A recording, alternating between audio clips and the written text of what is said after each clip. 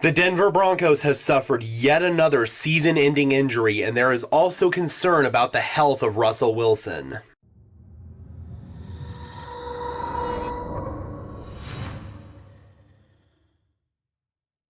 Hello everyone, and welcome to Denver Broncos Syndicate, part of the Sports Syndicate family of channels where we are dedicated to bringing you content about our favorite sports teams. I am your host, Gage Madrid. Before we jump in, I just wanted to say thank you so much to everyone who helped us hit 900 subscribers last night. We are getting so close to our big goal of 1,000 subscribers, so it would be really awesome if you could help us out. The Denver Broncos suffered their second consecutive ugly overtime loss, falling to the Los Angeles Chargers 19-16 last night. It was a really ugly game that was littered with the most penalty yards surrendered by the Broncos in over 40 years, offensive play calling blunders, especially in the fourth quarter and overtime, and just an overall sputtering of the Broncos passing game after what was a really good start until the Chargers started blitzing us really heavy, and ultimately our offensive line just had no answers for it. On top of an ugly loss, the Broncos continue to have really crappy luck with injuries. The Denver Broncos suffered their fifth ACL tear of the season as linebacker Aaron Patrick, who's been a special teams ace for us,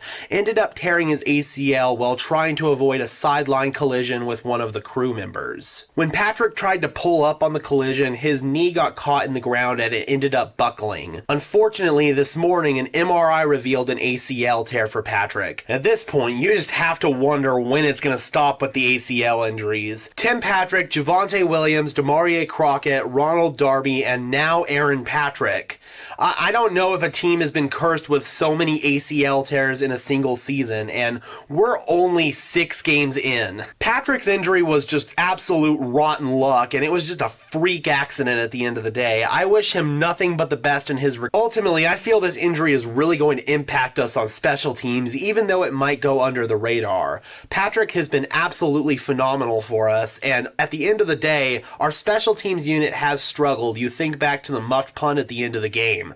We really need as many guys as we can on that unit to step up, and Patrick was one of those guys, so losing him really does suck. Unfortunately, Aaron Patrick isn't the only injury that we have to talk about from last night. Russell Wilson has been absolutely beat up the last couple of weeks with his shoulder injury, and now we have to add on a hamstring injury to that.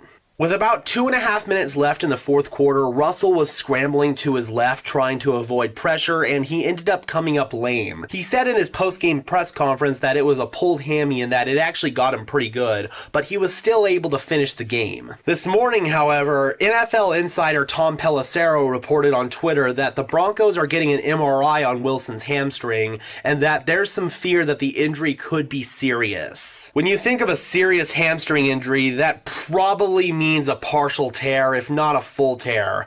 If it's a full tear, that's probably bad news. That's somewhere I really don't want to go right now. But if it's a partial tear, then you have to imagine Russell Wilson will try to play through it. That said, the Broncos are on a short week this week against the New York Jets, so there is a chance that we could see Brett Rypien making his second career start, and ironically enough, his second career start against the New York Jets. Well, that was fast. About 2 minutes after I finished recording the video, I got a push notification from NFL insider Ian Rappaport on Twitter. The tweet said that Russell Wilson after an MRI is considered day-to-day with his hamstring injury. Certainly much better news than what was anticipated after Tom Pelissero's previous tweet that the injury could have been serious. That's definitely good to hear, and there's hope that Russell Wilson won't miss any game time.